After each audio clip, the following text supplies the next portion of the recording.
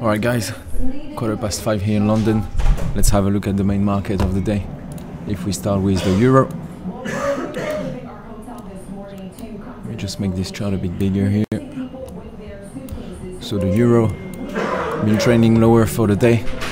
So with the news that we had over the weekend from Spain and the Catalonian referendum, so comes and adds a bit more of a pressure regarding the political situation in Europe, because you have Mr. Macron in France, but he's kind of waiting for Merkel to form her coalition in Germany in order to make more decisions for the future of the European area. And then over the weekend you had the independence referendum from Spain. That added more certainty. So then you had the euro opening around 118 this morning. Just this a bit bigger here. Managed to break below the S1 level of the day, 118.29. Trending all the way down to S2. And we managed to test the low of last week here, 117.70. And now we're just trending a few ticks below the 118 psychological handle. But you have some interesting levels here in the euro that we could see tested for the rest of the week if we have some additional euro weakness or dollar strength. As you can see here, 117.37. That would take us back to mid-August, and then the next level to the downside would be this level here, 117.02, which is a level seen end of July on the 26th. So good to keep an eye on these levels for the rest of the week. If we have some more euro weakness or US dollar strength, US dollar has been trending higher for the session following the different development that we had last week. So the tax plan, we have now more information about the tax plan from the Trump administration. You also had 2 weeks ago the more hawkish Fed meeting. And then you had the meeting between Trump, Mnuchin and Kevin Walsh on Friday for the potential next position of the chair of the Fed. And Kevin Walsh has a past of being more standing on the more hawkish side. So that was supportive of the US dollar. So all of that contributed to push the price of the euro to trend lower. Similar thing seen here in the pound.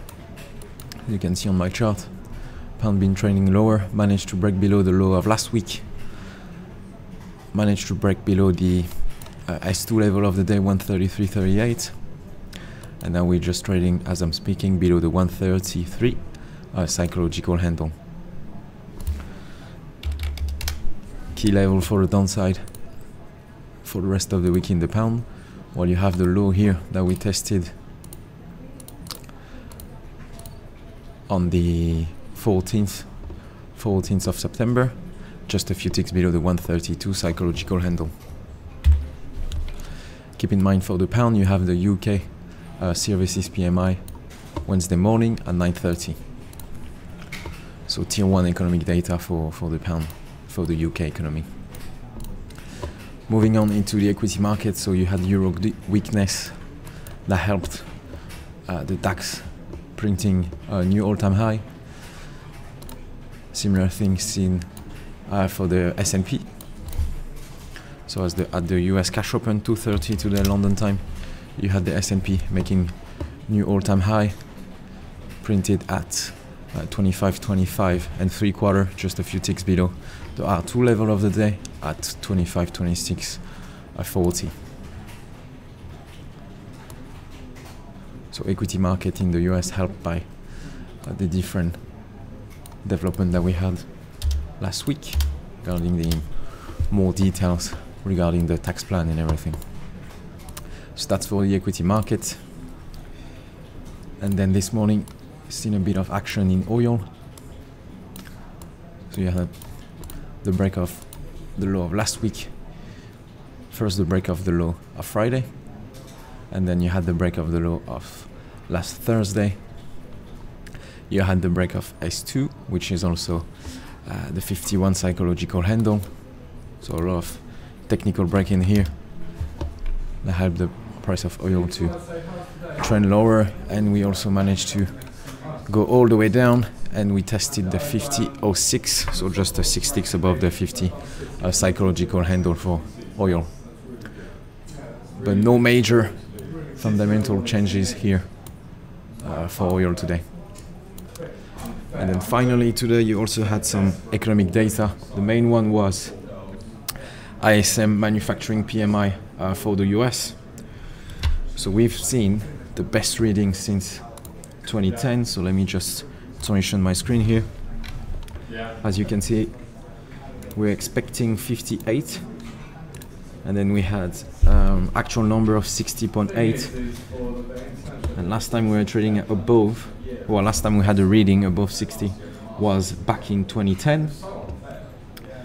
So that's for the ISM Manufacturing PMI, and you also had the employment component, so good to keep an eye on this one, especially this week, because you have the ADP employment change on Wednesday, but the non-farm payroll report coming up because we're the first week of the month. And for the employment was as well the best reading since 2010. So we're expecting 58, and we also had a printing of 60.8.